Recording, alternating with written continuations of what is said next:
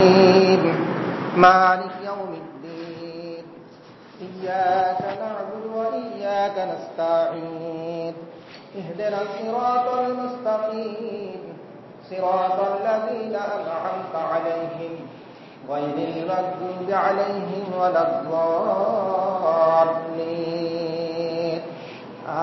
آمين। সমস্ত প্রশংসা সে মহান আল্লাহর জন্য, যিনি আমাদেরকে যথাসময়ে এই পবিত্র জামে মসজিদে এসে উপস্থিত হওয়ার তৌফিক দান করেছেন, বলি আলহামদুলিল্লাহ। এবং তারপর তারিখের হাবিব সাইয়্যিদুল মুরসালিন খাতামুন নবিয়্যিন, মানবতার মুক্তির দূত মুহাম্মদ মুস্তাফা সাল্লাল্লাহু আলাইহি ওয়াসাল্লাম, তারপর শতকোটি দুরূদ ও সালাম অবতীর্ণ হোক সাল্লাল্লাহু আলাইহি ওয়াসাল্লাম। সম্মানিত উপস্থিত মুসল্লিগণ, আমরা জিলহজ মাসের প্রথম 10 দিনের আমলের গুরুত্ব এবং হজের গুরুত্ব এবং ফজিলতের উপরে আলোচনা করব ইনশাআল্লাহ। ওয়া মা তাওফীকি ইল্লা বিল্লাহ। আজকে যুলকাদার 29 তারিখ। আজকে চাঁদ দেখা গেলে কালকে থেকেই জিলহজ মাস, জিলহিজ্জা মাস শুরু হবে। এই জিলহজ মাসে আমাদের জন্য বেশ কিছু করণীয় রয়েছে, কিছু আমল রয়েছে, যেগুলো করলে আল্লাহ সবচাইতে খুশি হন, আল্লাহ সবচাইতে প্রতিদান দিয়ে থাকেন। এবং জিলহজ মাসে কিছু কাজ আছে যেগুলো করতে হয় না, সেগুলো থেকে বিরত থাকতে হয়। তো জিলহজ মাসের করণীয় এবং বর্জনীয় উপরে কিছু আলোচনা করব এবং হজের গুরুত্ব এবং ফজিলতের উপরে কিছু আলোচনা করব ইনশাআল্লাহ। ওয়া মা তাওফীকি ইল্লা বিল্লাহ। আব্দুল্লাহ ইবনে আব্বাস রাদিয়াল্লাহু তাআলা আনহু বলছেন যে রাসূলুল্লাহ সাল্লাল্লাহু আলাইহি ওয়াসাল্লাম বলেন, মা মিন আইয়ামিন,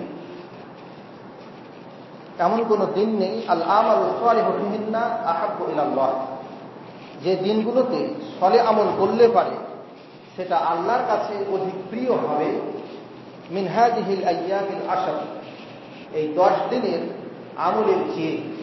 অর্থাৎ জিলহজ মাসের 10 দিনের প্রথম 10 দিনের আমল আল্লাহর কাছে যত প্রিয় হয়, আল্লাহ যত এই আমলগুলোকে পছন্দ করেন, ভালোবাসেন, অন্য কোনো দিনে সেটা এত ভালোবাসেন না।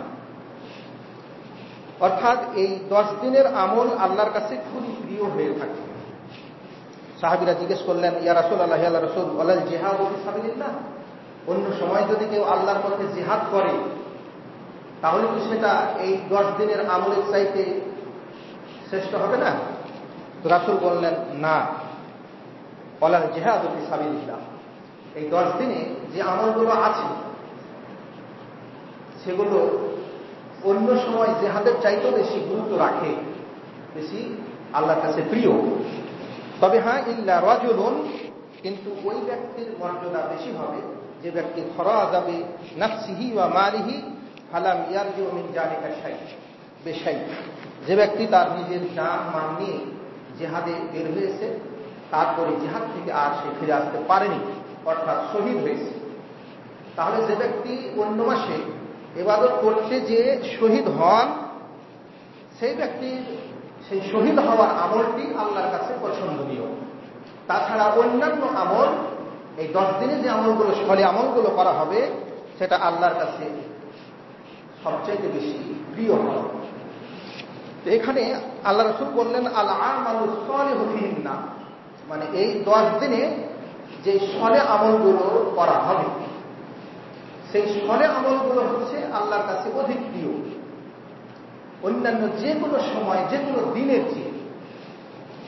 এই জন্য মুহাদ্দিসিনে ইকরাম বলেছেন যে এই জিলহিজ্জার অর্থাৎ জিলহজ মাসের এই প্রথম 10 দিনে যে আমলগুলো করা হয় দিনে, সে আমলগুলো আল্লাহর কাছে সবচেয়ে বেশি প্রিয়। আর রমজান মাসে শেষ দশকে লাইলাতুল কদরে, অর্থাৎ রমজান মাসের শেষ দশকের রাত্রে যে আমলগুলো করা হয়, সেটা আল্লাহর কাছে অধিক প্রিয়। তো এখানে দিনের আমলের কথা বলেছেন। আর লাইলাতুল কদর সহ যে রাতগুলোতে লাইলাতুল কদর আছে বা যে রাতগুলো লাইলাতুল কদরের জন্য জাগা হয়, রমজান মাসের শেষ দশকের এই 10 দিনে কেউ ইতিকাফ করেন অথবা 5 দিন জাগেন, তো সেখানে সেই রাত্রিগুলোর আমল কিন্তু আল্লাহর কাছে অধিক প্রিয় হয়। তো এখানে আমালুস সলে বলা হচ্ছে যে কেউ যদি সলে আমল করেন, তাহলে সলে আমলটা কি, যে সলে আমলটা আল্লাহর কাছে খুবই পছন্দনীয় হয়। সলে আমলের অর্থ হল যে আমলটা একমাত্র আল্লাহকে রাজি খুশি করার জন্য করা হবে। সলে আমল হওয়ার জন্য দুটি শর্ত। একটি শর্ত হচ্ছে যে আমলটির মধ্যে ইখলাস থাকতে হবে, অর্থাৎ একমাত্র আল্লাহকে রাজি খুশি করার জন্য সে আমলটি করতে হবে। 2, সলে আমল হওয়ার জন্য 2 নম্বর শর্ত হল যে সেটা রাসূল সাল্লাল্লাহু আলাইহি সাল্লামের দেখানো এবং শেখানো আমল হতে হবে। অর্থাৎ যে আমলটি রাসূল সাল্লাল্লাহু আলাইহি সাল্লাম আমাদেরকে করতে বলেছেন, আমাদেরকে শিখিয়েছেন, যেভাবে করতে বলেছেন সেইভাবে যদি আমরা করি তাহলে সেটা আমালুস সলে হবে। তাহলে আমালুস সলে হওয়ার জন্য 2টি শর্ত হল, একটি হচ্ছে ইখলাস, সেটি শুধুমাত্র আল্লাহকে সন্তুষ্ট করার জন্য হবে, মানুষকে দেখানো শোনানো দুনিয়ার কোনো উদ্দেশ্যের জন্য সেটা হবে না। আর 2 নম্বর হচ্ছে যে সে তার মধ্যে মুতাবাআতুর রাসূল থাকতে হবে, মুওয়াফাকাতুর রাসূল থাকতে হবে। রাসূল সাল্লাল্লাহু আলাইহি ওয়াসাল্লাম যেভাবে আমলটি আমাদেরকে দেখিয়েছেন, যেভাবে শিখিয়েছেন, যে আমলটি শিখিয়েছেন সে আমলটি হতে হবে, অন্য কোনো বেদাতি আমল হতে হবে না, সুন্নাতি আমল হতে হবে। তাহলে সলে আমল হওয়ার জন্য 2টি শর্ত, একটি হচ্ছে আমলটির মধ্যে ইখলাস থাকতে হবে, আর একটি হচ্ছে আমলটি সুন্নাতি আমল হতে হবে, সংক্ষিপ্তভাবে সুন্নাতি আমল হতে হবে। তাহলে আমরা এই রমজান নাকি আমরা এই যুলহিজ্জা, যেটাকে আমরা যুলহজ বলি আর কি, যুলহজ বলা হয়, যদিও এটা যুলকাদা বা জিলকাদা, জিল মানে হিজ্জা, শাহরুল হিজ্জা এভাবে কথাটা, তো এটাকে যুলহজ বলে আমরা চিনি। তো এই যুলহজ মাসের এই প্রথম 10 দিনে যে আমলগুলো আমরা করতে পারি এবং যে আমলগুলো করার জন্য রাসূল সাল্লাল্লাহু আলাইহি ওয়াসাল্লাম আমাদেরকে শিখিয়েছেন অথবা বলেছেন, সে আমলগুলোর মধ্যে অন্যতম আমল হচ্ছে যে আমরা এই জিলহজ মাসের 1 তারিখ থেকে 9 তারিখ পর্যন্ত সিয়াম রাখবো। আমরা যারা পারবো তারা জিলহজ মাসের 1 তারিখ থেকে, যদি আজকে চাঁদ উঠে যায় কালকে 1 তারিখ, কিন্তু যেহেতু শরীরে চাঁদ উঠেছে সেটা জানা গেল যে শরীরটা চাঁদ উঠেছে কালকে, সেজন্য শরীরটা আজকে 1 তারিখ, সে হিসাবে কালকে আমাদের 1 তারিখ হয়ে যাওয়ার সম্ভাবনাটাই বেশি। যদিও আজকে হচ্ছে 29 তারিখ, যুলকাদার আজকে 29 তারিখ, আজকে যদি চাঁদ দেখা যায় তাহলে কালকে 1 তারিখ হবে। আর সৌদি শহর পশ্চিম দেশগুলোতে অলরেডি চাঁদ কিন্তু উঠে গেছে। তো এখন কথাটা হচ্ছে যে 1 তারিখ থেকে এই 9 তারিখ পর্যন্ত এই সিয়াম রাখা যায়। আর 10 তারিখ তো ঈদের দিন, সিয়াম রাখা নিষিদ্ধ, সেদিন অন্য আমল আছে যেটা আমরা বলবো। 1 নম্বর আমল হচ্ছে যে আমরা এই 9টি সিয়াম রাখতে পারি। 2, যদি আমরা 9টি সিয়াম না রাখি তাহলে আমরা আরাফার সিয়ামটা রাখতে পারি। আরাফার একটি মাত্র সিয়াম। আরাফার সিয়াম হচ্ছে যেদিন হাজিগণ আরাফার মাঠে থাকেন সেই দিন। আরাফার সিয়ামটা আরাফাতে যারা থাকেন, আরাফার মাঠে যারা হাজিরা থাকেন তারা কিন্তু সেটা করবেন না এবং তারা সেটা করেন না, এবং রাসূল তাদেরকে করতে সেটা বলেনি বা রাসূল সেটা করেননি। এই আরাফার সিয়ামটা হচ্ছে যারা আরাফার বাইরে থাকবেন তাদের জন্য। এই জন্য রাসূল সাল্লাল্লাহু আলাইহি ওয়াসাল্লামকে যখন জিজ্ঞেস করা হয়েছিল যে আবু কাতাদা যেমনটা বলতেছেন যে সুয়েলা রাসূলুল্লাহ সাল্লাল্লাহু আলাইহি ওয়াসাল্লাম আন সাওমি ইয়াউমি আরাফা, রাসূল সাল্লাল্লাহু আলাইহি ওয়াসাল্লামকে আরাফার দিনের সিয়াম সম্পর্কে জিজ্ঞেস করা হলো যে এর ফজিলত কি রয়েছে। তো রাসূল সাল্লাল্লাহু আলাইহি ওয়াসাল্লাম বললেন যে দেখো, ইউকাফিরুস সানাতাল মাদিয়াতা ওয়াল বাকিয়াতা, মুসলিমের হাদিস।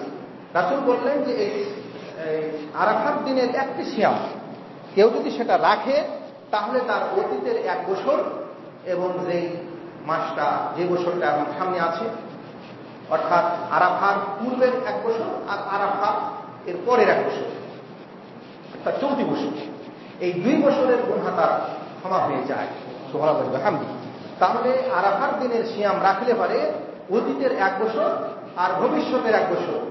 ভবিষ্যৎ বলতে এখানে আরাফার দিনের যেদিন দিন হচ্ছে তার আগের 1 বছর, আর আরাফার যে দিন হচ্ছে তার পরের 1 বছর। এই 2 বছরের গুনাহ আল্লাহ সুবহানাহু ওয়া তাআলা ক্ষমা করে থাকেন। তাহলে আমাদের 2 নম্বর কাজ হচ্ছে এই জিলহজ মাসের প্রথম দশকের যে আমরা আরাফার সিয়ামটা রাখার চেষ্টা করবো ইনশাআল্লাহ। 3 নম্বর কাজ হলো যে সমস্ত নফল ইবাদতগুলো আছে, নফল সালাত, নফল সিয়াম তো বললাম, তারপরে অন্যান্য দান খারাপ আরো যত কিছু আছে, এই নফল সালাতগুলো, নফল ইবাদত বন্দিগুলো আমাদেরকে বেশি করে করতে হবে। 4 নম্বর হচ্ছে যে বেশি বেশি করে জিকির আজকার করতে হবে। এই 10 তারিখ থেকে নিয়ে একেবারে জিলহজ মাসের 13 তারিখের আসর পর্যন্ত এটা সাহাবীরা এটা করতেন। সেজন্য আমরা এই জিলহজ মাসের 1 তারিখ থেকে নিয়ে একেবারে 13 তারিখ পর্যন্ত আমরা বেশি বেশি করে জিকির আজকার করব। যেমনটা আব্দুল্লাহ ইবনে ওমর রাদিয়াল্লাহু তাআলা আনহু বলতেছেন যে রাসূলুল্লাহ সাল্লাল্লাহু আলাইহি ওয়াসাল্লাম বলছেন যে মা মিন আইয়ামিন আজামু মিন আজম ইনদাল্লাহ, এমন কোন দিন নেই যে দিনটি আল্লাহর কাছে অতি মহান দিন, ওয়ালা আহাব্বু ইলাইহি আল আমাল, আর যেই দিনে আল্লাহর কাছে আমল করাটা অধিক প্রিয় হয় সেটা হচ্ছে এই মিন হাযিহিল আইয়ামিল আশর, সে হলো এই 10টি দিন। অর্থাৎ এই 10 দিনে যে আমলগুলো করা হয় সে আমলগুলো আল্লাহর কাছে সবচেয়ে বেশি প্রিয় হয়। একে ফাআকসিরু ফিহিন্না মিনাত তাহলিল ওয়াত তাকবীর ওয়াত তাহমিদ, এতে তোমরা বেশি বেশি করে এই 10 দিনে তোমরা তাহলিল করো, অর্থাৎ লা ইলাহা ইল্লাল্লাহ, এই কালিমাটাকে তাহলিল বলা হয়, এটা তোমরা বেশি বেশি করে বলবে। ওয়াত তাকবীর, এবং আল্লাহু আকবার বলবে। তাকবীর, আল্লাহু আকবার বলা, এটাকে তাকবীর বলা হয়। ওয়াত তাহমিদ, এবং আল্লাহর প্রশংসা করবে, আলহামদুলিল্লাহ বলবে, আলহামদুলিল্লাহ আলা কুল্লি হাল, এই ধরনের যাতে আল্লাহর প্রশংসা আছে, তাকবীর আছে, তাহলিল আছে, এইগুলো বেশি বেশি করে তোমরা করতে থাকবে। এই হাদিসটি মুসনাদে আহমদের 6154 নম্বর হাদিস সহিহ রয়েছে। এজন্য হযরত আব্দুল্লাহ ইবনে ওমর এবং আবু হুরায়রা রাদিয়াল্লাহু তাআলা আনহু এরা ইয়াখরুজান ইলা সুক, তারা কিন্তু বাজারে যেতেন ফিল আইয়ামিল আশর, এই 10 দিন বলতে জিলহজ মাসের এই প্রথম 10 দিন আর কি, তারা কিন্তু বাজার হাটে যেতেন। ইউকাব্বিরুন, এবং তাকবীর বলতেন, আল্লাহু আকবার, আল্লাহু আকবার, লা ইলাহা ইল্লাল্লাহ, আল্লাহু আকবার, আল্লাহু আকবার, ওয়া লিল্লাহিল হামদ, এগুলো বলতে পারা যায়, অথবা লা ইলাহা ইল্লাল্লাহ, সুবহানাল্লাহ, আলহামদুলিল্লাহ, আল্লাহু আকবার, এভাবে যেভাবে পারা যায়। তো এইভাবে তারা তাকবীর বলতেন। ওয়া ইউকাব্বিরুন নাস বিতাকবীরিহিমা, আর আবু হুরায়রা এবং আব্দুল্লাহ ইবনে ওমর রাদিয়াল্লাহু তাআলা আনহুর তাকবীর শুনে অন্যান্য যারা মানুষ ছিলেন, অন্যান্য আরো যারা ছিলেন, তারাও কিন্তু তাকবীর বলতেন। তাহলে তারা যেতেন হাটে বাজারে, তারা যেতেন কিসের জন্য যেতেন? মানুষকে শেখানোর জন্য যে তাকবীর দিতে হয়, এই দিনগুলোতে এখন তাকবীর দিতে হয়। তো এরা এই আমলটি করতেন, যেটা বুখারীর বর্ণনাতে এসেছে। তো তাহলে আমরা এই 10 তারিখে আমরা বেশি বেশি করে জিকির আজকার করব, সেটা জিলহজ মাসের 1 তারিখ থেকে নিয়ে একেবারে 13 তারিখ পর্যন্ত। আর 5 নম্বর আমল হচ্ছে যে আমরা বেশি বেশি করে কোরআন তেলাওয়াত করব, যেহেতু কোরআন তেলাওয়াত হচ্ছে একটি ভালো ইবাদত, সালেহ ইবাদত, সেটাও করা যেতে পারে। আর আরেকটা ইবাদত হচ্ছে 6 নম্বর, যে আমরা উমরা করব। জিলহজ মাসে আমরা উমরা করব। জিলহজ মাস বা জিলকাদা মাস, যারা হজ করতে যাচ্ছেন তারা উমরা করছেন। তারপরে আরেকটি কাজ হচ্ছে হজ করা। এই জিলহজ মাসে আমরা কি করব? হজ করব। এবং যারা সেখানে হজ করতে যাচ্ছেন তারা তো এই জিলহজ মাসের এই প্রথম 10 দিনে হজের আমলগুলো তারা করছেন। অর্থাৎ জিলহজ মাসের 8 তারিখ থেকে হজের কার্যক্রম শুরু হয়। 8 তারিখ, 9 তারিখ, 10 তারিখ, 11 তারিখ, 12 তারিখ, 13 তারিখ, এই 13 তারিখ পর্যন্ত হজের কাজ থাকে। এই 6 দিন মাত্র হজের কাজটা হয়ে থাকে।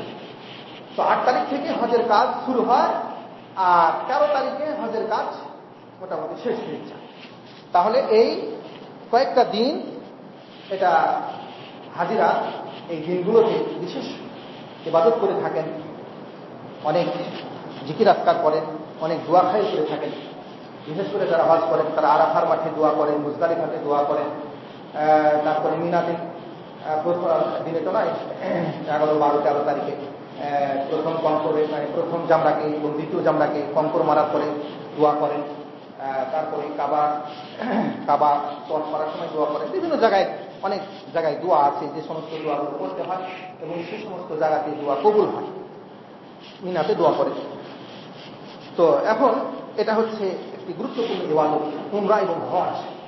এই উমরা এবং হজ এই ইবাদতটা কিন্তু, উমরাটা 12 মাসে আছে যেটা আমরা জানি, কিন্তু হজের মাসেও উমরা করা যায়, যেটা আগে করা যেত না। কিন্তু আল্লাহ সুবহানাহু ওয়া তাআলা আমাদের জন্য এটা সুযোগ করে দিয়েছেন যে আমরা এই উমরাটা আমরা হজের মাসেও, হজের সাথেও আমরা করতে পারি। আগে কিন্তু হজের সাথে করা যেত না, হজের মাসে শুধুমাত্র হজ করতে হতো, উমরা করা যেত না। রাসূলুল্লাহ সাল্লাল্লাহু আলাইহি ওয়াসাল্লাম যখন বিদায় হজ করছেন, তখনও মদিনা থেকে যখন তিনি বের হচ্ছেন, তখনও তিনি জানেন না যে উমরাটা করা যাবে হজের সময়, মানে হজের সাথে আছে। সেজন্য তিনি আসলে মূলত হজের ইহরাম বেঁধেই তিনি বেরিয়েছেন। পথে আল্লাহর নবীকে জানিয়ে দেওয়া হলো যে হ্যাঁ, উমরা করা যাবে, একসাথে দুটাই করা যাবে।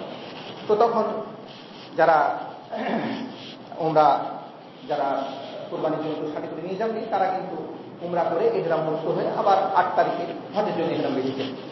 আর রাসূল যেহেতু কুরবানির জন্য সাথে করে নিয়ে গিয়েছিলেন, সেই জন্য রাসূল কিন্তু আর ইহরাম থেকে তিনি মুক্ত হতে পারেননি, অর্থাৎ ইহরাম অবস্থাতেই তাকে থাকতে হয়েছে। অর্থাৎ কেউ যদি সাথে করে কুরবানির জন্য নিয়ে যায়, তাহলে কুরবানি যতক্ষণ না করতে পারছে, কুরবানি করতে হয় কবে? 10 তারিখে মিনাতে। এই 10 তারিখ পর্যন্ত তাকে ইহরাম অবস্থায় থাকা, অর্থাৎ উমরা করার পরে তাকে ইহরাম অবস্থাতেই থাকা লাগবে, হজ করে ইহরাম থেকে মুক্ত হতে পারে। তো যাই হোক, তো এখন কথাটা হচ্ছে যে এই হজ এবং উমরা, এটা আমরা এই জিলহজ মাসে করব। এটা আমল সলেহ এবং সলেহ আমল এটা। এবং এই হজ এবং উমরা এর অসংখ্য ফজিলত আছে, যেটা আমরা হয়তো আলোচনা করছি, গত জুমায় কিছু আলোচনা করেছি। আমরা জানি যে হজ এবং উমরার ফাযাইল এবং ফাওয়ায়েদ, ফজিলত এবং তার উপকারিতা শতাধিক আছে, 100-র অধিক আছে। 6 নম্বর আমল হচ্ছে যে আমরা 6 বা 7, যে আমরা বেশি বেশি করে এই দিনগুলোতে তওবা ইস্তেগফার করব, অর্থাৎ সমস্ত গুনার কাজ ছেড়ে দিব, আল্লাহর কাছে তওবা করে সমস্ত অপরাধ থেকে আল্লাহর কাছে ইস্তেগফার করব, সমস্ত অপরাধ ছেড়ে দিয়ে আল্লাহর কাছে ক্ষমা প্রার্থনা করব, আমরা আর খারাপ কাজে জড়াবো না। এটা হচ্ছে এই দিনের, জিলহজ মাসের এই 10 দিনের সবচাইতে ভালো আমল হচ্ছে এটা, যে বেশি বেশি করে তওবা ইস্তেগফার করা। আর বিশেষ করে যারা হজ করছেন, তারা তো সেটা করছেনই, তারা আরাফার ময়দানে, তারপরে মুজদালিফাতে, মিনাতে, কাবাতে, বিভিন্ন জায়গায় যেগুলোতে দোয়া কবুল হয়, সেগুলোতে তারা দোয়া করছেন। আর আমরা আমাদের এখানেও আমরা কি করতে পারি? আমরা বেশি বেশি দোয়া খাই করতে পারি, সিয়াম অবস্থাতে দোয়া করতে পারি। জিলহজ মাসের আরো যে ইবাদতগুলো আছে, ফলে ইবাদত, তার মধ্যে রয়েছে ঈদের সালাত আদায় করা। সুন্নাতি তরিকা অনুযায়ী ঈদের সালাতটা আদায় করতে হবে। এটা হচ্ছে এই জিলহজ মাসের 10 দিনের আমলের মধ্যে অন্যতম। আমরা জিলহজ মাসের 10 তারিখে কি করি? ঈদের সালাত আদায় করি। ঈদের সালাতটা কিন্তু ঈদের যে সালাতের যে পদ্ধতি, সুন্নাতি পদ্ধতি, অর্থাৎ 12 তাকবীরে সালাতটা আদায় করা, প্রথম রাকাতে 7 তাকবীর এবং পরের রাকাতে 5 তাকবীর, এই 12 তাকবীরে সুন্নাত তরিকায় এই ঈদের সালাতটা আদায় করা, এটা হচ্ছে আমাদের অন্যতম নৈতিক দায়িত্ব। তারপরে ঈদের দিনে যে সমস্ত সুন্নাতি আমল আছে, সে সমস্ত সুন্নাতি আমলগুলো করা। ঈদের দিনের সুন্নাতি আমল হচ্ছে, বিশেষ করে ঈদুল আজহার দিনে, অর্থাৎ কুরবানির দিনে সুন্নাতি আমল হলো যে আপনি সকাল সকাল ফজরের সালাত করলেন, পড়ার পরে সকাল সকাল আপনি সূর্য ওঠার পর আপনি গোসল করে নেবেন।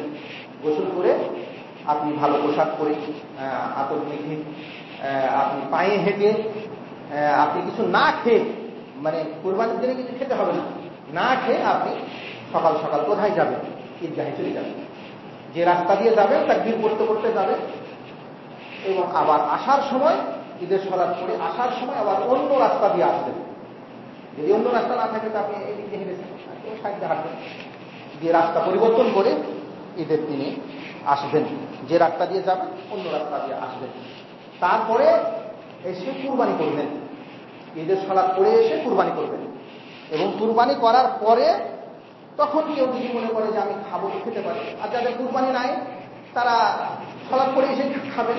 আর যাদের কুরবানি আছে, যারা কুরবানি করবেন, তারা কুরবানি করার পরে কুরবানির গোশত দিয়ে তারা খাবেন। এটা হচ্ছে সুন্নাতি আমল, ঈদের দিনে সুন্নাতি আমল। আর অনেক আমল আছে, এগুলো হচ্ছে গুরুত্বপূর্ণ কিছু আমলের কথা বললাম। তারপরে কুরবানি করা। এই 10 তারিখের সবচেয়ে শ্রেষ্ঠ আমল হচ্ছে কুরবানি করা। এটা 10 তারিখে আমরা এই আমলটি করি। এটা 10 তারিখেও করা যায়, 11 তারিখেও করা যায়, 12 তারিখেও করা যায়, 13 তারিখেও করা যায়। এই 4 দিন কুরবানি করা যায়। তো 10 তারিখে হচ্ছে সবচেয়ে শ্রেষ্ঠ। মানে যেহেতু আসর মানে আপনি হাজির আইটেম আসার বলা হয়েছে যে 10 দিনে যে আমলগুলো করবে, তাহলে 10 দিনের দিনে যদি আমরা কুরবানিটা করি তাহলে সেটা আল্লাহর কাছে সবচেয়ে অধিক সম্মানিত হবে এবং অধিক প্রিয় হবে। আর যদি 11 তারিখে কেউ কুরবানি করে করতে পারে, 12 তারিখে করে করতে পারে, 13 তারিখে করে করতে পারে। যেহেতু আমাদের এই 4টা দিন হচ্ছে ঈদের দিন, আনন্দের দিন, খুশির দিন, এই 4 দিন শরীয়তসম্মত উপায়ে সেগুলো করতে হবে। আর আরেকটি ভালো আমল হচ্ছে যে আমরা বেশি বেশি করে দান খায়রাত করব, সাদকা করব। বিশেষ করে কুরবানি যে করলাম, এই কুরবানির গোশতটা আমরা ইয়াতিম, অসহায়, দরিদ্র মানুষদেরকে সেগুলো দান করব। তো এটা হচ্ছে আমাদের অন্যতম একটি দায়িত্ব যে কুরবানির গোশতটা দান করা, বেশিরভাগ দান করে দেয়া, 3 ভাগের 2 ভাগ দান করে দেয়া, বা প্রয়োজনে আরো বেশি করে দেয়া। তো এভাবে বেশি বেশি করে দান করতে হবে। যেমন রাসূল সাল্লাল্লাহু আলাইহি ওয়াসাল্লাম বিদায় হজে তিনি 100টি কুরবানি করলেন। 100টি কুরবানি করলেন কিসের জন্য? দান করার জন্য। এবং সমস্ত গরিব যারা এসেছিলেন বিভিন্ন জায়গা থেকে এসেছেন তাদের সবাইকে এগুলো বন্টন করে দিলেন। তো এখন কথাটা হচ্ছে যে বেশি বেশি করে আপনি কুরবানি করতে পারেন। একটি 2টি 5টি 10টি 50টি 100টি উট আপনি বা গরু বা ছাগল আপনি কুরবানি করতে পারেন অসহায় মানুষদেরকে খাওয়ানোর জন্য। যার যেমন সামর্থ্য আছে সে জিনিস করতে পারে। এমন না যে তাকে একটাই করতে হবে, এমনটা। সে যদি মনে করে 2, 10টা 5টা করবো যে এত অসহায়দের খাওয়াবো, তো এটা আরো ভালো। এগুলো হচ্ছে শ্রেষ্ঠ ইবাদত। এই 10 দিনে, এই 10 দিনের আমলের মধ্যে এগুলো হচ্ছে শ্রেষ্ঠ ইবাদত। বেশি বেশি কুরবানি করে সেই কুরবানির গোশত বিল্লি করা। তবে হ্যাঁ, প্রত্যেকটি আমলের জন্য কবুলের জন্য যেহেতু শর্ত হচ্ছে ইখলাস, এতে মানুষকে দেখানো, মানুষকে কোনো আমার উদ্দেশ্য থাকবে না, শুধুমাত্র আল্লাহকে রাজি খুশি করার জন্য সেটা হতে হবে। তো এই আমলগুলো আমরা বেশি বেশি করে করব। এটা হচ্ছে এই জিলহজ মাসের প্রথম 10 দিনের আমল। আল্লাহ সুবহানাহু ওয়া তাআলা আমাদের সকলকে যেন এই প্রথম 10 দিনের এই আমলগুলো যেন বেশি বেশি করার তৌফিক দান করেন, বলি আমিন। আচ্ছা, তারপরে কিছু কিছু বর্জনীয় আছে, এগুলো তো হচ্ছে করণীয় বিষয় হলো। এখন কিছু কিছু আমল আছে যেগুলো করতে হয় না, যেগুলো বর্জন করতে হয়। যেমনটা রাসূলুল্লাহ সাল্লাল্লাহু আলাইহি ওয়াসাল্লামের সাহাবী উম্মে সালামা বলতেছেন যে রাসূল বলতেছেন যে এই যা দাখালাতিল আশর, যখন জিলহজ মাসের 10 দিন এসে গেল, অর্থাৎ নতুন চাঁদ যখন উঠল।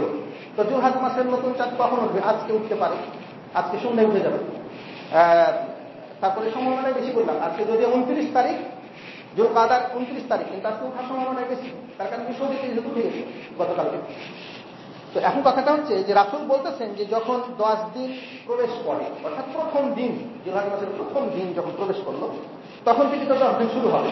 তো ওয়া আরাদা আহাদুকুম আন ইউজাহিয়া, আর তোমাদের কেউ যদি কুরবানি করার ইচ্ছা করে তাহলে ফালা ইয়ামাসসা মিন শা'রিহি ওয়া বাশারিহি শাইয়া, সেই জন্য তার চুল এবং তার শরীরের কোনো অংশ স্পর্শ না করে। অর্থাৎ শরীরের কোনো চুল যেন না তুলে, আর শরীরের চামড়া, নখ বা ইত্যাদি এগুলো যেন না কাটে। তো এখানে রাসূল এটা নিষেধ করেছেন। এজন্য এখানে কিন্তু বলা হচ্ছে যে যে ব্যক্তি আরাদা আহাদুকুম আন ইউজাহিয়া, যে ব্যক্তি কুরবানি করতে চাচ্ছে, অর্থাৎ যার কুরবানির জন্তু আছে, সে যেন এই কাজটি না করে। অর্থাৎ যিনি গার্জেন, যিনি অভিভাবক, যিনি কুরবানি করবেন, তিনার জন্য এটা বিশেষভাবে, তার জন্য এটা জরুরি। অনেকে বলতেছেন যে যিনি কুরবানি করবেন তার জন্য এটা ওয়াজিব। এই নখ, গোঁফ, মাথার চুল, জেলে না, বগলের চুল সহ যত কিছু আছে এগুলো না কামানো বা এগুলোতে হাত না দেওয়া। আর যারা কুরবানি যাদের নাই তাদের জন্য এটা হচ্ছে মুস্তাহাব। আর যাদের কুরবানি আছে তাদের জন্য এটা অনেকে ওয়াজিব বলছেন, যেহেতু রাসূল সাল্লাল্লাহু আলাইহি ওয়াসাল্লাম এটা নিষেধ করছেন। আর আল্লাহ বলছেন যে তোমাদেরকে রাসূল যা নিষেধ করে সেটা তোমরা বিরত থাকো। এটা যেহেতু অসংখ্য আমর নাহি, মানে নিষেধ শব্দ দিয়ে এগুলো নিষেধ করা আছে, সেজন্য এটা খুব গুরুত্বের সাথে যারা কুরবানি করবেন, বিশেষ করে যারা অভিভাবক, তারা এটা অবশ্যই পালন করবেন। তারা তাদের মাথার চুল, গোঁফ শরীরের যে কোনো চুল আর যে কোনো চামড়া তারা কাটবেন না, উঠাবেন না। আর যারা কুরবানি দিতে পাচ্ছেন না তারা যদি মনে করেন যে আমরা সেটা আমল করব তাহলে করতে পারেন, তাদের জন্য একটা ফজিলত আছে। যেমনটা হযরত আব্দুল্লাহ ইবনে আমর বলতেছেন যে রাসূল সাল্লাল্লাহু আলাইহি ওয়াসাল্লাম একজন ব্যক্তিকে বললেন যে উমিরতু বিয়াউমিল আযহা ঈদা জাআলাহু আল্লাহু লিহাযিহিল উম্মাহ, মানে আমাকে আদেশ করা হয়েছে এই কুরবানির ঈদের ব্যাপারে যে এই দিনটাকে যেন আমরা খুশির দিন গ্রহণ করি, আর এটা এই খুশির দিন হিসাবে আল্লাহ তাআলা এই উম্মতের জন্য সেটা নির্ধারণ করে দিয়েছেন। একজন সাহাবী বলতেছেন যে হে আল্লাহর রাসূল, ইন লাম আজিদ ইল্লা মানিহাতান উনসা, মানে আমার কাছে একটা দুধ দাইনি, মানে দুধ দেয় এই ধরনের একটি দানের একটি ছাগল আছে, মানে কেউ তাকে দুধ খাওয়ার জন্য সে ছাগলটা তাকে দিয়েছে। তো তিনি বলতেছেন যে আফা উজাহি বিহা, আমি কি সেটা দিয়ে কুরবানি করব? এর অর্থ এই যে আমাকে দুধ খেতে দিয়েছে, আগে কিন্তু মানুষে অন্য কাউকে ছাগল থাকলে দুধ, একটা ছাগল আছে, ছাগলের দুধ খাওয়ার জন্য ছাগল দিয়ে দিত, দুধ খাওয়ার জন্য নিয়ে যেত, ফেরত দিত। উঁট যদি কয়েকটা থাকতো তো উঁটের দুধ খাওয়ানোর জন্য অন্য কাউকে দিত যে আমার কয়েকটা উঁট আছে, যাও এই উঁটটা নিয়ে যাও, এই উঁটের বাচ্চা হয়েছে, তুমি এই উঁটের দুধ খাও, দুধ খাওয়া যখন হয়ে যাবে অর্থাৎ দুধ বন্ধ হবে তখন তোমার আমরা দিয়ে দিই। এখন কথাটি হচ্ছে যে ওই ছাগলটির কথা বললেন, ওই ছাগলটা আমি জবাই করবো কিনা। তাহলে ছাগলটি তো অন্যের ছাগল একদিক দিয়ে, যেহেতু তাকে দুধ খাওয়ার জন্য দেওয়া হয়েছে, তাহলে ওই ছাগলটিকে অন্য সময় তাকে ফেরত দিতে হবে। তো তাহলে আর হয়তো কথাটা ছিল যে আমি এখন জবাই করে দেবো, পরে হয়তো ওনাকে দেবো অন্য ছাগল তাকে পরিবর্তন। তো রাসূল বললেন যে না, লা, মানে তুমি সেটা জবাই করিও না, তার কারণ যে তোমাকে এটা যেহেতু দুধ খেতে দিয়েছে তুমি দুধ খাও। আর তুমি একটা কাজ করবে, ওয়ালাকিন তাখুয মিন শা'রিকা ওয়া তুকাল্লিম আজফারাকা, তুমি তোমার মাথার চুল, অর্থাৎ কুরবানির দিনে কুরবানি না করে তুমি তোমার মাথার চুলগুলোকে কেটে ফেলবে, চুল ছোট করবে বা নাড়া করবে একটা। আটা হচ্ছে যে ওয়া তুকাল্লিম আজফারাক, তোমার যে নখ আছে সে নখগুলোকে কেটে ফেলবে। ওয়া তাহলিক আনাতাক, আর তোমার যে নাভির নিচের যে লোম আছে সেটা পরিষ্কার করবে। ওয়া তাকুসু সারাবাক, আর তোমার যে মোচ আছে সে মোচটাকে ছোট করবে, এই কাজটা করবে। তাহলে ফাযালিকা তামামু উজহিয়াতিকা, মানে এটাই তোমার পরিপূর্ণ একটা কুরবানি হয়ে যাবে। সুবহানাল্লাহ। তাহলে যারা কুরবানি দিতে পারছেন না তারা যদি কুরবানির দিনে কুরবানির সওয়াবের আশায় এই কাজগুলো করে, তাহলে রাসূল বললেন যে সেটাই তার জন্য কুরবানির সওয়াব হয়ে গেল, পরিপূর্ণ একটা কুরবানির সওয়াব হয়ে গেল। এই হাদিসটি মুসনাদে মানে মুস্তাদরাকে হাকিমে এসেছে, সহিহ ইবনে হিব্বানে এসেছে। সহিহ ইবনে হিব্বান এই হাদিসটিকে ইমাম ইবনে হিব্বান তিনি সহিহ বলেছেন, মুস্তাদরাকেও সহিহ বলা হয়েছে। অনেকে হাদিসটিকে সহিহ বলেছেন, কেউ হয়তো জয়ীফ বলেছেন। তো হাদিসটি গ্রহণ করা যেতে পারে আর কি। তো এখন কথাটি হচ্ছে যে যারা কুরবানি দিবেন তাদের জন্য বর্জনীয় হচ্ছে যে তারা এই 10 দিন কুরবানির আগ পর্যন্ত এই 10 দিন তারা শরীরের কোনো চুল বা চামড়া তারা কাটবেন না, উঠাবেন না। তবে হ্যাঁ, সমস্যায় পরে ভিন্ন কথা, পারিপুনি নখ উঠে গেল বা কিছু হইল বা চামড়া কিছু হয়ে গেল, ভিন্ন জিনিস। আর যারা এখন ছোট বাচ্চা কাচ্চা আছে বা যারা কুরবানি করছেন না, অন্যান্য যারা সদস্য, তাদের বিষয়টা কি হবে? বিষয়টা হচ্ছে রাসূল সাল্লাল্লাহু আলাইহি ওয়াসাল্লামের এক সাহাবী হযরত আব্দুল্লাহ ইবনে উমর রাদিয়াল্লাহু আনহু, হযরত আব্দুল্লাহ ইবনে উমর রাদিয়াল্লাহু আনহুমা, তিনি মাররা বিইমরাআতিন, মানে তিনি এক মহিলার নিকট দিয়ে যাচ্ছেন। সেই মহিলা কিন্তু কি করছে, তাআখুয মিন শি'রি ইবনিহা ফি আইয়ামিল আশর, সে কিন্তু এই 10 দিনের কোন একদিনে, মানে জিলহজ মাসের এই 10 দিনের কোন একদিনে সে কিন্তু তার একটি ছেলের চুল কিন্তু সে ছোট করতেছে, কাটতেছে। তো ফাকালা, তো তখন আব্দুল্লাহ ইবনে উমর একজন সাহাবী, তিনি তখন ওই মহিলাটাকে বলতেছেন যে লাউ আখারতিহি, মানে তুমি যদি তার চুলটা এই কাটাটা তুমি যদি বিলম্ব করতে ইলা ইয়াউমিন নাহার, মানে কুরবানির দিন পর্যন্ত, অর্থাৎ কুরবানির আগ পর্যন্ত তুমি যদি না কাটতে, তাহলে কানা আহসান, মানে সেটা কিন্তু অতি উত্তম হইত, এই আমলটি সর্বশ্রেষ্ঠ আমল হইত। তো এখানে তিনি বোঝাতে চাইলেন যে যারা ছোট বাচ্চা কাচ্চা আছে তাদেরও চুল না কেটে এই 10 দিনে না কাটা, আগে কেটে নিতে হবে, 10 দিনের আগে কাটবে, পরে কাটবে, 10 দিনের পরে কাটবে, কুরবানির দিনের পরে কাটবে। তো যেহেতু 10 দিনের পরে সেটা কাটাটা ভালো, তাই বলা হচ্ছে তো এই হাদিসটিও মুস্তাদরাক হাকিমে এসেছে এবং ইমাম হাকিম এটাকে সমর্থন করেছেন যে হাদিসটি চলবে। তো এখন কথা হচ্ছে যে আমরা এই জিলহজ মাসে যে আমলগুলো আল্লাহর নবী আমাদেরকে শিক্ষা দিয়েছেন সলে আমল হিসাবে সেগুলো আমরা করব, সেগুলো আল্লাহর কাছে অধিক শ্রেষ্ঠ আমল হিসাবে বিবেচিত হবে এবং এর প্রতিদান আল্লাহর কাছে আমরা পাবো, শ্রেষ্ঠ প্রতিদান আমরা পাবো। শ্রেষ্ঠ ইবাদতের শ্রেষ্ঠ প্রতিদান হয়ে থাকে। যে ইবাদতটা আল্লাহ সবচেয়ে বেশি মহব্বত করে, ভালোবাসে, সেই ইবাদতের সবচেয়ে বেশি মহব্বত, ভালো পুরস্কার আল্লাহ কিন্তু দিবেন। এজন্য এই দিনগুলোতে আমরা এই আমলগুলো, যে আমলগুলো আমরা বললাম 10-15টি আমল করণীয় বর্জনীয় সহ, তো এই আমলগুলো করার ইনশাআল্লাহ চেষ্টা করব। এবার আমরা হজের ফজিলত এর ব্যাপারে যে হাদিস আলোচনাটা আমরা করছিলাম, গত জমায় কিছু করেছি, তো সেই হজের এবং উমরার ফজিলতের উপর কিছু কথা। আমরা হজ করব কেন? আমরা গত জমায় বলেছি যে আমরা হজ করব আল্লাহর একটি ফারজিয়াত, আল্লাহর একটি ফরজ বিধান আদায় করার জন্য। 2 নম্বরে বলেছিলাম যে আমরা হজ করব, এই হজটি হচ্ছে ইসলামের একটি মূল স্তম্ভ এবং ইসলামের একটি অংশ, সেটিকে প্রতিষ্ঠিত করার জন্য। এই 2টি বিষয় আমরা আলোচনা করেছিলাম। আজকে 3য় বিষয় হলো যে আমরা হজ করব কিসের জন্য? হজ করব আমরা তাওহীদ প্রতিষ্ঠা করার জন্য এবং তাওহীদের শিক্ষা নেওয়ার জন্য। হজের মধ্যে তাওহীদ প্রতিষ্ঠার শিক্ষা রয়েছে, তাওহীদ প্রতিষ্ঠা রয়েছে, তাওহীদ প্রতিষ্ঠার শিক্ষা রয়েছে। যারা হজ করতে যান তারা কিন্তু ইহরামের সময়, হজের ইহরাম বা উমরার ইহরাম বাঁধার পরে তাদেরকে ইহলাল তালবিয়া পাঠ করতে হয়। সেই তালবিয়াতে তাকে বলতে হয় লাব্বাইক মানে আমি উপস্থিত আছি, লাব্বাইক মানে আমি উপস্থিত, আল্লাহুম্মা লাব্বাইক মানে হে আল্লাহ আমি উপস্থিত, তোমার ডাকে আমি সাড়া দিয়েছি, লাব্বাইক। তারপরে বলা হয় লা শারীকা লাক মানে তোমার কোনো শরীক নেই। তো আমরা আল্লাহর কোনো শরীক নেই এই কথার ঘোষণা আমরা কিন্তু এই তালবিয়ার মধ্যে দিচ্ছি যে তোমার কোনো শরীক নাই।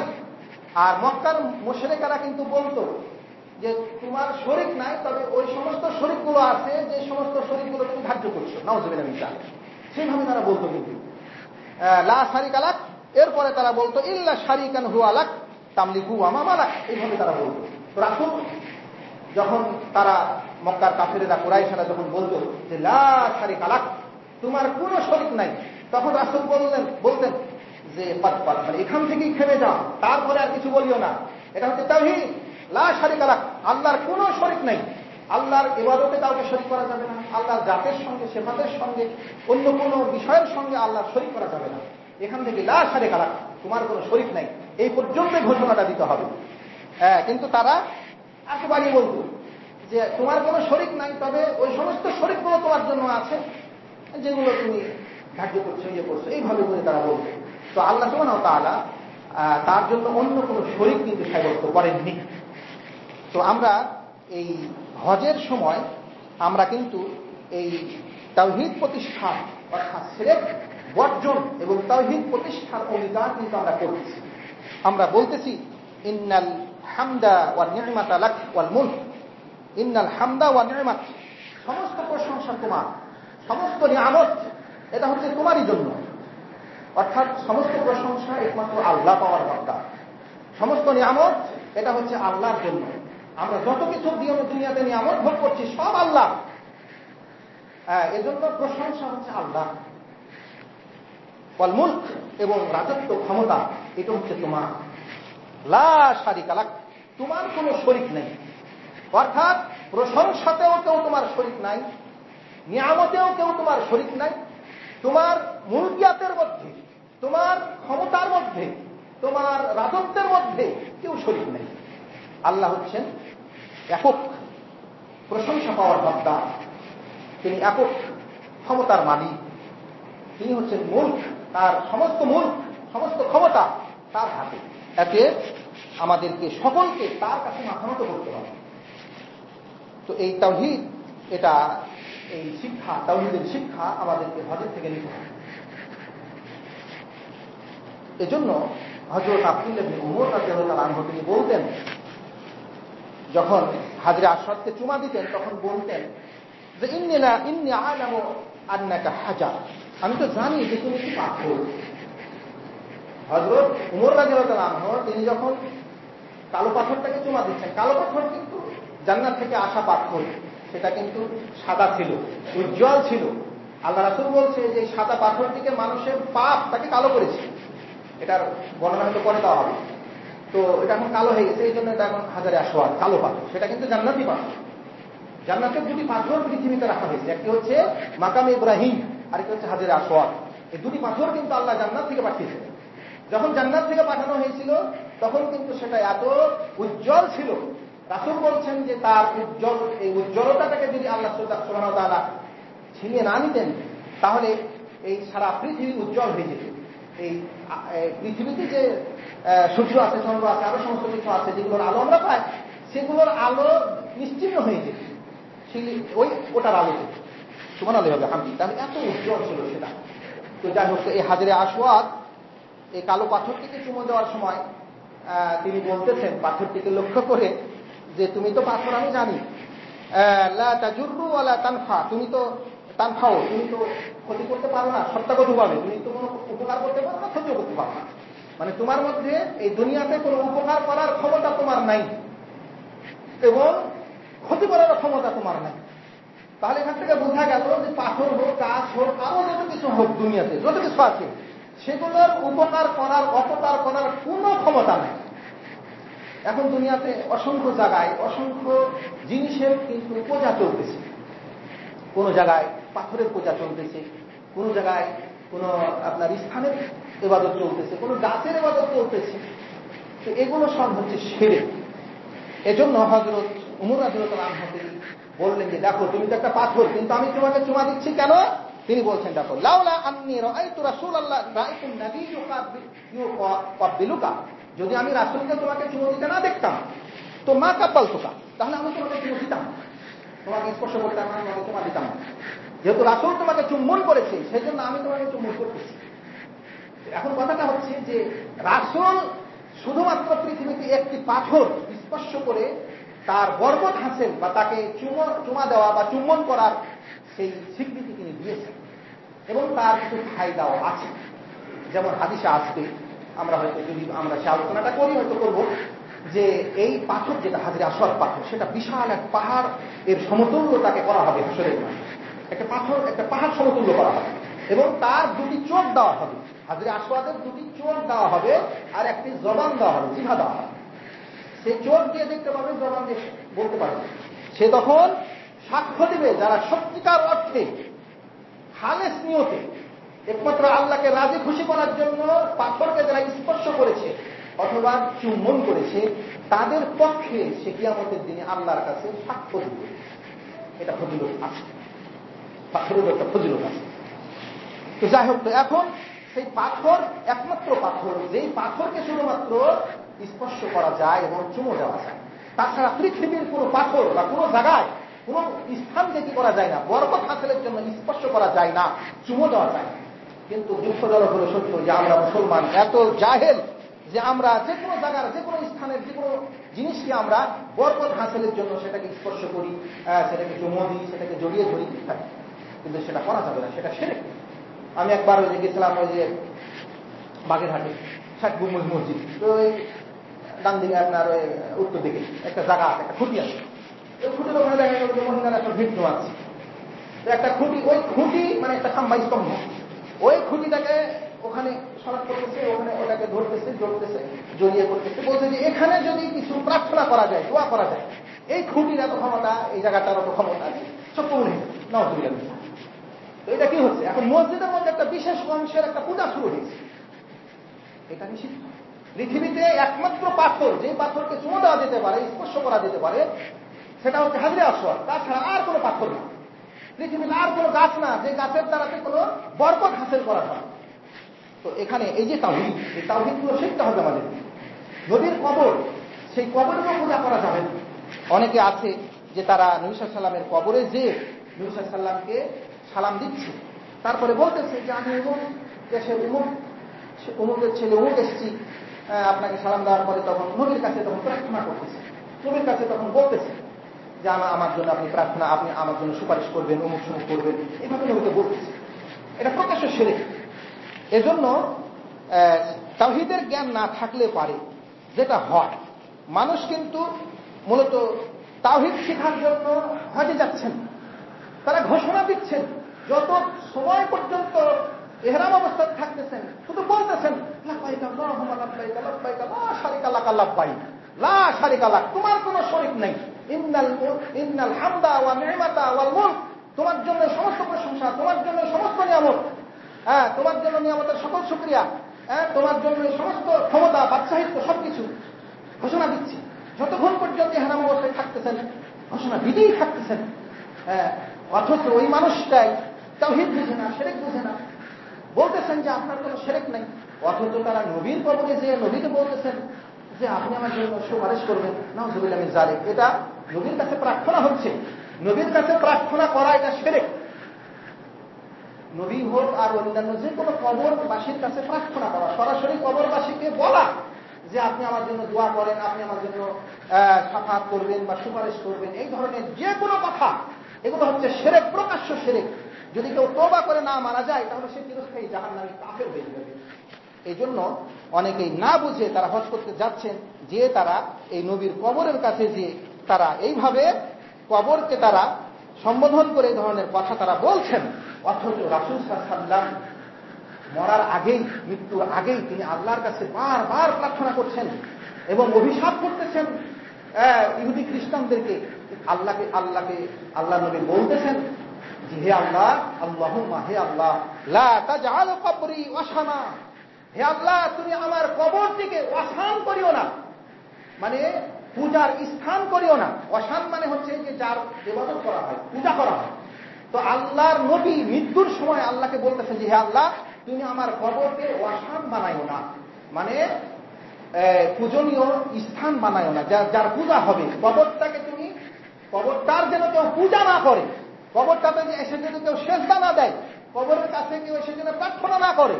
এজন্য আল্লাহর কাছে তিনি প্রার্থনা করে গেছেন, তিনি দোয়া করছেন যে হে আল্লাহ তুমি আমার কবরটিকে ওয়াসান বানিয়ে দিও না। লানাল্লাহু কওমা, আল্লাহ তাআলা ওই সমস্ত জাতিদেরকে লানত করুক, ইত্তেখাযু কুবুর আমবিহিম মাশাআল্লাহ, যারা তাদের নবীর কবরগুলোকে সিজদার স্থানে পরিণত করেছে। যারা কবরে সিজদা করে এদের উপরে আল্লাহর লানত, আল্লাহর অভিশাপ বর্ষিত হোক। এইভাবে তিনি আল্লাহর কাছে প্রার্থনা করেছেন এবং তিনি সতর্ক করেছেন যে খবরদার তোমরা আমার কবরকে ঈদের জায়গা বানায়ো না, উৎসবের জায়গা বানায়ো না, এবং আমার কবরের তোমরা পূজা করিও না। কবরের পূজা করতে রাসূল নিষেধ করছে। এই জন্য রাসূল সাল্লাল্লাহু আলাইহি ওয়াসাল্লাম বলছেন লা তাজআলু কবরি ঈদা, তোমরা আমার কবরকে ঈদ বানায়ো না, উৎসবের জায়গা বানায়ো না। ওয়ালা তাজআলু বুয়ুতাকুম কুবরা, আর তোমাদের বাড়িগুলোকে কবর বানায়ো না। অর্থাৎ বাড়িতে জিকির আজকার করো, কোরআন তেলাওয়াত করো, আর অন্যান্য ইবাদত বন্দেগী করো। ওয়া হাইসুমা কুনতুম ফাসাল্লু আলাইয়া, আর তোমরা যেখানেই থাকো না কেন তোমরা যদি আমার উপরে দুরূদ পাঠ করো তো ফাইন্না সলাতাকুম তাবলুগুনি, তোমাদের সালাম, তোমাদের দুরূদ আমার কাছে পৌঁছানো হয়ে থাকে। আল্লাহর নবীর কাছে দুরূদ বা সালাম যে যেখান থেকে দিই, আমরা এখান থেকে দিই, বানানো জায়গা থেকে দিই, যত সাল্লাল্লাহু আলাইহি ওয়াসাল্লাম বলতেছি, আরো কিছু করতেছি, আল্লাহুম্মা সাল্লি আলা, আল্লাহুম্মা বারিক আলাই, যত বলতেছি, সব এই সমস্ত আপনার এই দুরূদ সালামগুলো আল্লাহ নবীর কাছে পৌঁছানো হচ্ছে। ফেরেশতা আছে, ফেরেশতারা পৌঁছাচ্ছেন, আলামে বারজাখে তাকে পৌঁছানো হচ্ছে, তিনি তার জবাব দিচ্ছেন, সেটা ভিন্ন জিনিস। কিন্তু এর অর্থ এই নয় যে আমরা তাকে সম্বোধন করে কোনো কিছু বলতে পারি, সেটা না।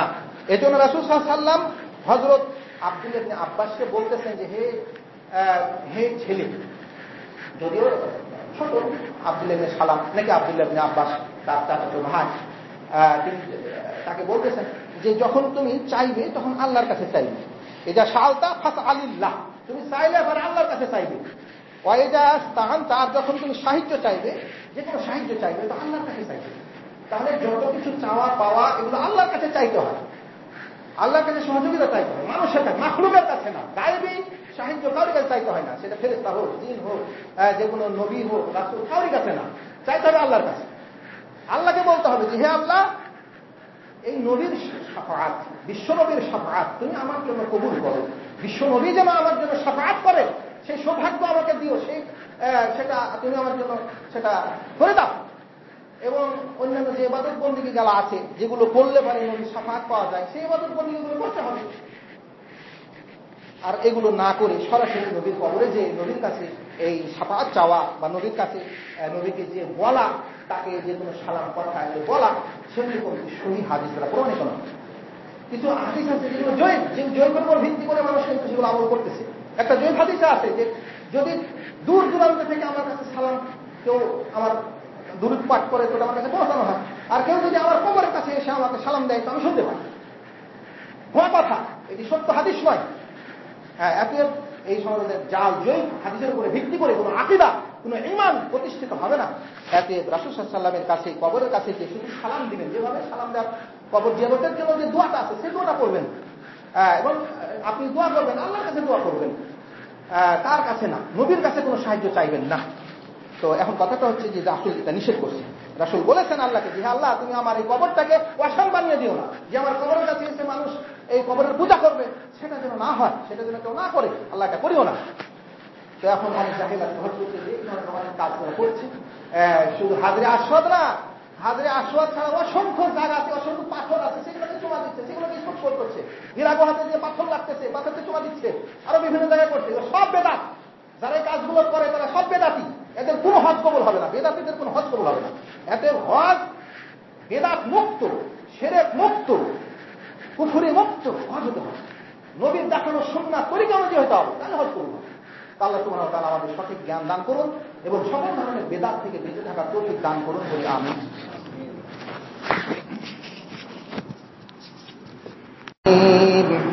মালিক ইয়াউমিদ্দিন, ইয়্যাকা না'বুদু ওয়া ইয়্যাকা নাস্তাঈন, ইহদিনাস সিরাতাল মুস্তাকিম, সিরাতাল লাযীনা আন'আমতা আলাইহিম গায়রিল মাগদুবি আলাইহিম ওয়ালাদ-দাল্লিন।